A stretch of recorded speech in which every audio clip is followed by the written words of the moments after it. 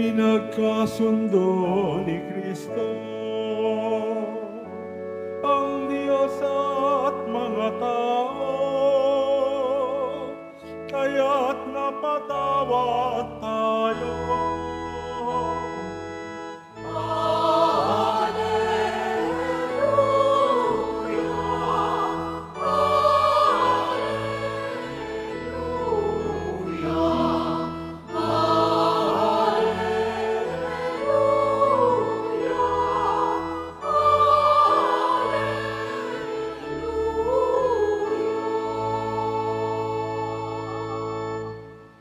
Sumainyo ang Panginoon. At sumayo rin. Ang mabuting balita ng Panginoon ayon kay San Lucas. Papuri sa iyo, Panginoon. Noong panahong iyon, sinabi ni Jesus ang talinghagang ito sa mga taong ang tingin sa sarili matuwid at humahamak naman sa iba. May dalawang lalaking pumanik sa templo upang manalangin. Ang isa'y pariseyo at ang isa namay publikano. Tumindig ang pariseyo at pabulong na nanalangin ng ganito, O Diyos, nagpapasalamat ako sa iyo, pagkat hindi ako katulad ng iba, mga magnanakaw, mga magdaraya, mga mangangalunya, o kaya'y katulad ng publikanong ito. Makalawa akong nag-aayuno sa loob ng 1 linggo. Nagbibigay ako ng 10 ng lahat kong kinikita. Samantala, ang publikano'y nakatayo sa malayo, hindi man lamang makatingin sa langit, kundi dinadagukan ng kanyang dibdib at sinasabi, O Diyos, mahabag po kayo sa akin, na isang makasalanan. Sinasabi ko sa inyo, ang lalaking ito'y umuwing kinalulugdan ng Diyos, ngunit hindi ang isa. Sapagkat ang sinumang nagpapakataas ay ibababa, at ang nagpapakababa ay itataas. Mga kapatid, ang mabuting balita ng Panginoon. Pinupuri ka namin, Panginoong Hesu Kristo. Maupo muna po ang lahat. Magandang umaga po sa inyong lahat. Pwede niyo po bang batiin muna ang inyong katabi ng magandang umaga? Mga kapatid, tayo pong lahat ay nagkakatipon bilang isang mag-anak ng Diyos sa pagdiriwang po ng banal na Eukaristiya ngayong pong ika-30 linggo sa karaniwang panahon. At napakaganda po ng pagpapaalala sa atin ng ating mga pagbasa, higit sa lahat po ng ating Ebanghelyong napakinggan. Ito po ay nagpapatungkol sa pagpapakumbaba sa panalangin. Pwede po ba nating sabihin ng sabay-sabay, pagpapakumbaba? Ang ating po mga pagbasa ngayon ay nagtuturo na hindi naririnig ng Diyos ang panalangin ng mapagmataas, kundi ang panalangin ng taong tapat, mapagpakumbaba, at umaasa sa kanyang awa. Uulitin ko mga kapatid, ang Diyos, ang ating mga pagbasa para sa araw na ito, nagtuturo sa atin na hindi naririnig ng Diyos ang panalangin ng isang taong mapagmataas, kundi ang panalangin ng isang taong tapat, mapagpakumbaba, at umaasa sa kanyang awa. Kaya nga po mga kapatid, sa ating unang pagbasa mula po sa aklat ni Sirach, sinasabi at pinapaalala sa atin ng propeta, ang panalangin ng mapagpakumbaba ay tumatagos sa ulap. Hindi ito titigil hanggang hindi ito naririnig ng Diyos. Sa makatuwid mga kapatid, ang Diyos ay hindi tumitingin sa yaman o katayuan, kundi sa katapatan ng puso. Sa ikalawang pagbasa naman po mga kapatid, Mula po sa sulat ni San Pablo kay Timoteo, sinasabi ni San Pablo, natapos ko na ang takbuhin. Iningatan ko ang pananampalataya. Si Pablo, mga kapatid, bagamat pinagdaanan ng maraming paghihirap, ay nanatiling tapat at mapagpakumbaba. Umaasa sa gantimpala mula sa Diyos lamang at hindi sa tao. At napakaganda, mga kapatid, na sa ating ibanghelyong napakinggan po natin ang talinghaga patungkol sa Pariseyo at isang maniningil ng buwis. At nung napakinggan po natin maigi, mga kapatid, yung panalangin ng dalawang taong ito, ng Pariseyo at maniningil ng buwis, ano at sino kaya tayo sa dalawa? Dahil ang panalangin ng Pariseyo, salamat sa Diyos, hindi ako gaya ng iba. Habang ang maniningil naman ng buwis ay nagdasal ng buong kababaang loob, O Diyos, mahabag ka sa akin na isang pakasalanan. Sinasabi ko sa inyo, ang taong ito, ang maniningil ng buwis, ang umuwing kinalulugdan ng Diyos. Mga kapatid, ito po ang hamon sa atin ngayon. Paano po ba tayo manalangin? Nananalangin po ba tayo kasi dahil gusto lang nating humiling sa Panginoon? Alam ko po, mga kapatid, na kapag tayo ay tumutungo sa simbahan ng Quiapo, dito po sa mahal na pong Jesus Nazareno, may bit-bit-bit tayong mga panalangin. May bit-bit tayong mga kahilingan sa mahal na pong Jesus Nazareno. Pero dapat, mga kapatid, may isa lang alang natin, ang panalangin ay hindi lamang paghingi, kundi ang panalangin ay pagkakaroon ng kababaang loob.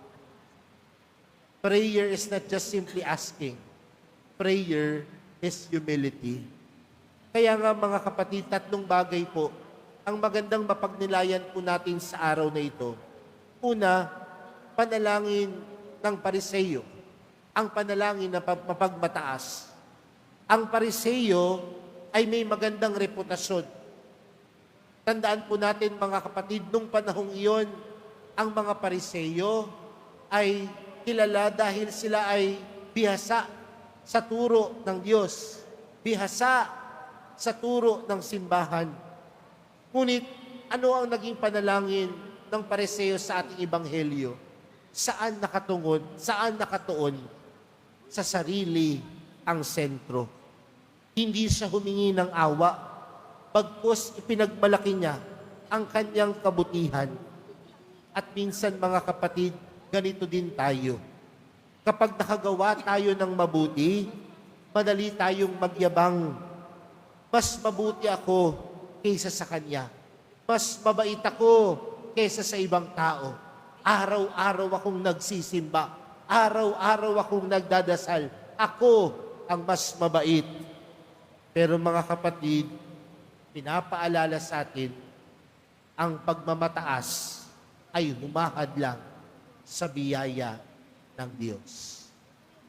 Uulitin ko po, ang pagmamataas ay humahadlang sa biyaya ng Diyos. Ang pusong puno ng sarili ay walang puwang para sa awa ng Diyos. Ganyan manalangin ang Pariseo sa talinghagang binahagi ng Panginoon. At nawa, hindi tayo maging ganon. Nawa, hindi tayo maging mapagmataas kahit sa ating panalangin.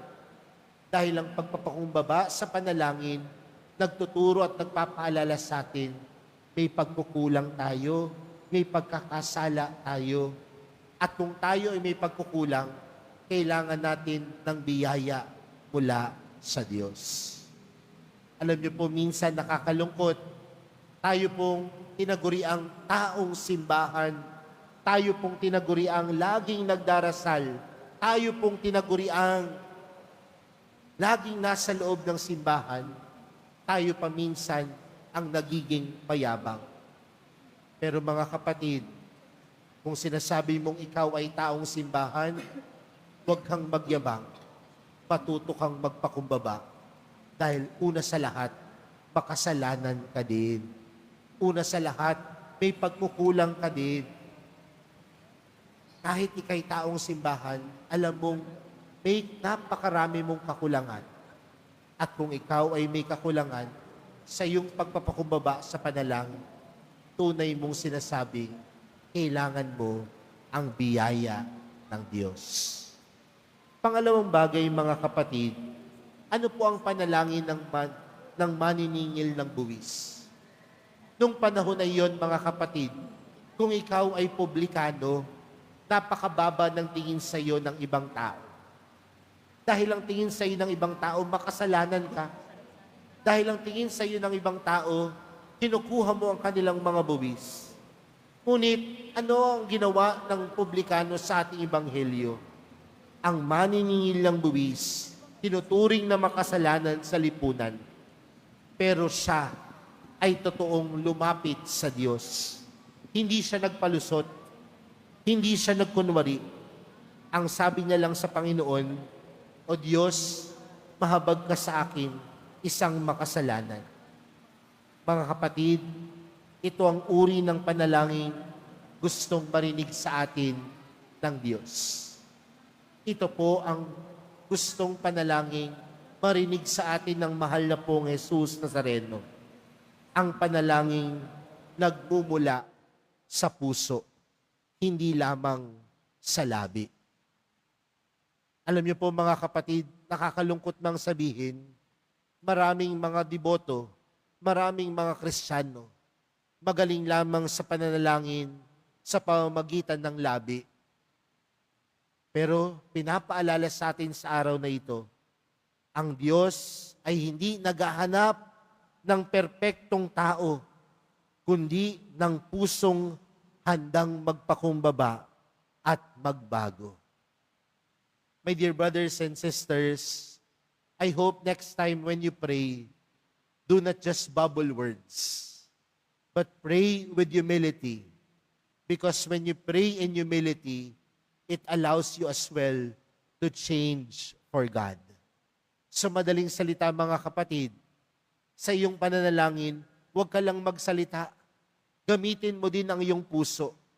At sa paggamit ng iyong puso, magdadala ito sa iyo ng pagbabago sa iyong buhay.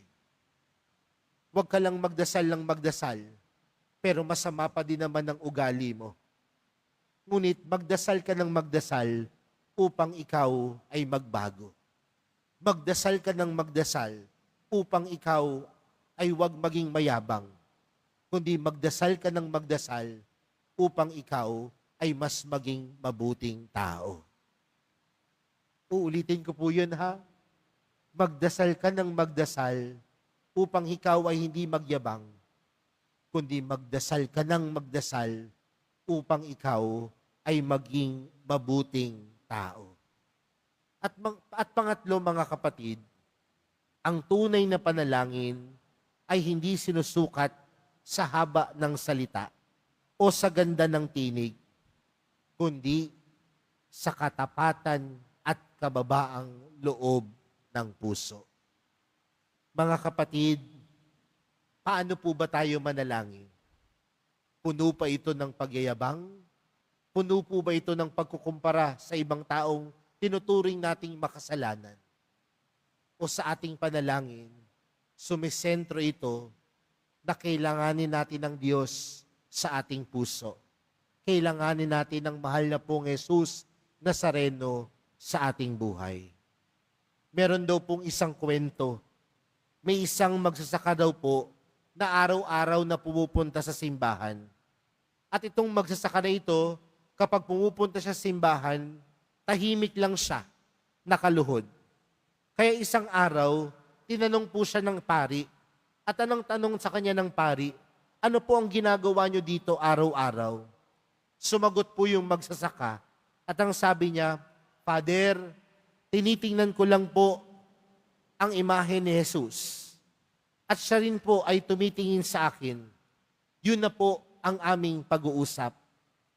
Mga kapatid, ganyan kasimple ang tunay na panalangin. Hindi kailangan ng magarang salita.